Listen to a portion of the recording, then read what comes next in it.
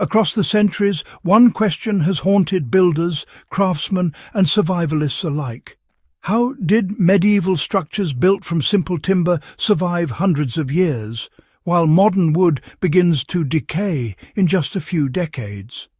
From Viking ships still intact in their graves, to oak beams supporting Europe's oldest cathedrals, our ancestors knew a secret, an ancient preservation method that allowed wood to resist rot, insects, and time itself.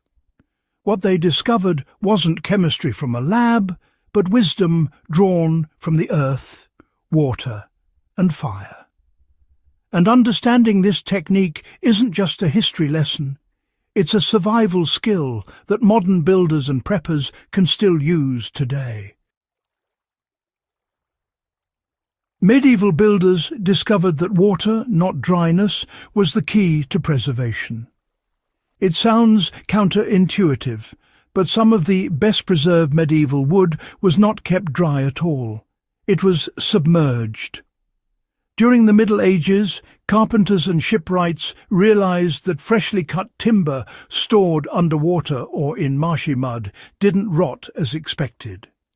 Instead, it hardened over time. This process, known today as water seasoning or bog preservation, worked because oxygen, the key ingredient for decay, was absent. Without oxygen, fungi and bacteria couldn't feed on the cellulose and lignin that give wood its strength. The proof lies in archaeological finds.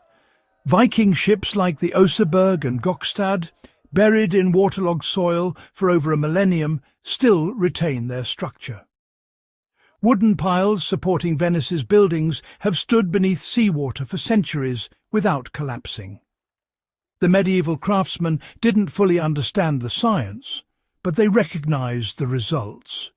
They'd soak timber in ponds, rivers, or even pits lined with clay for months, sometimes years, before using it for construction.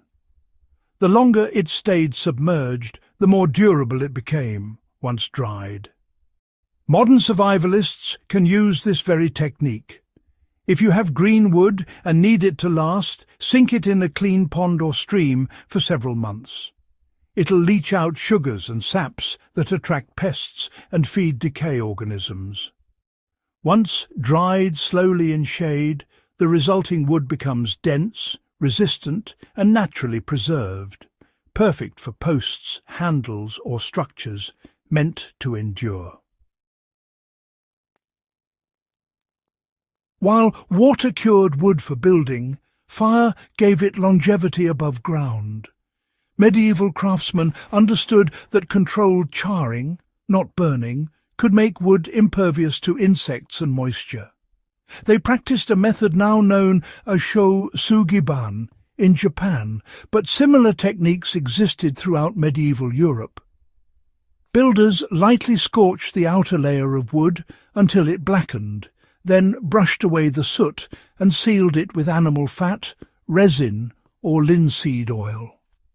This heat treatment carbonized the wood surface, creating a thin armor of charcoal that repelled water and insects. It also closed microscopic pores, reducing moisture absorption.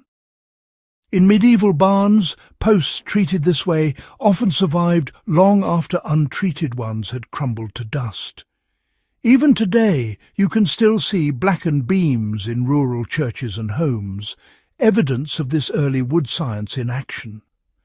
To replicate this process, heat the surface of your wood evenly with an open flame or torch until it turns a deep brown or black.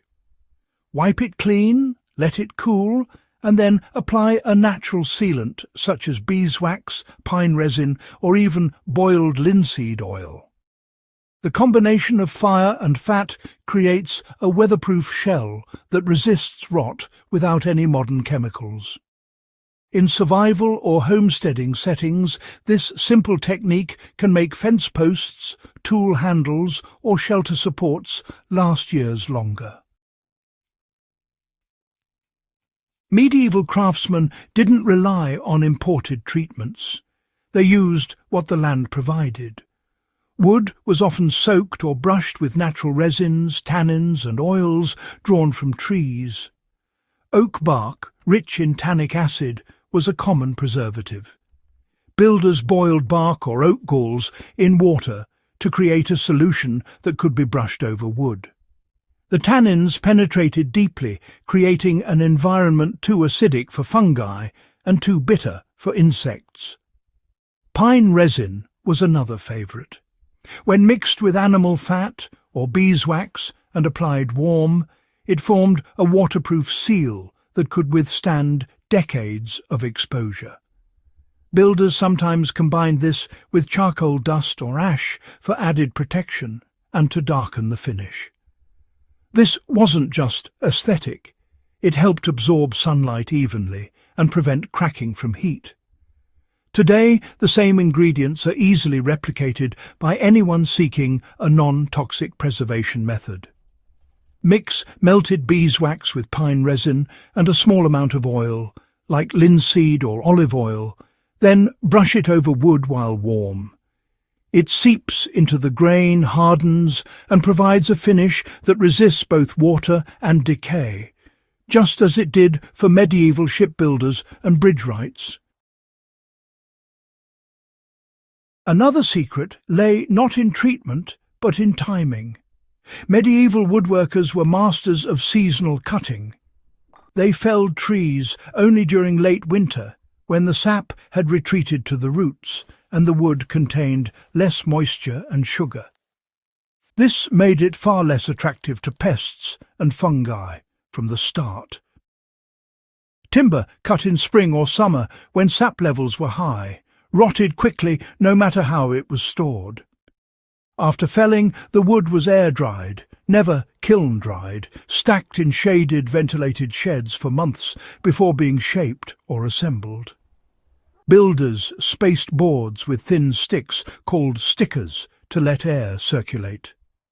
The slow drying process allowed the internal moisture to escape evenly, preventing cracks and internal stress.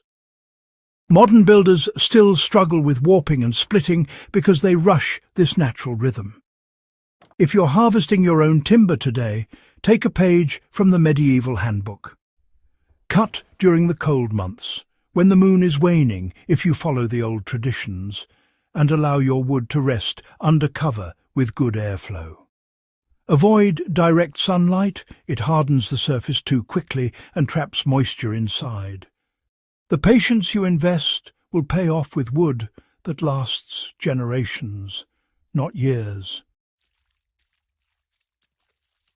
When you piece together these practices, water curing, heat charring, natural sealing and seasonal cutting, you get a formula that explains why medieval wooden structures have stood against the centuries.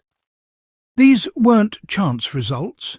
They were the product of patient observation and hard-earned knowledge passed down through guilds, monasteries and shipyards. For modern survivalists, homesteaders or anyone who values sustainable craftsmanship, these lessons are far from obsolete. Whether you're building an off-grid shelter, restoring a barn, or simply crafting a handle that won't fail in damp weather, the medieval methods still outperform synthetic treatments when done correctly. They rely on materials you can source from the wild, and principles that haven't changed since the first carpenter carved a beam by hand. In a world where most things are made to be replaced, learning how our ancestors built for permanence is a form of rebellion and preservation in itself. If you value the knowledge that stood the test of centuries, make sure to subscribe to In the Beginning and share this video with fellow history and survival enthusiasts. Because the secrets that built the medieval world may one day be the same ones that help rebuild our own.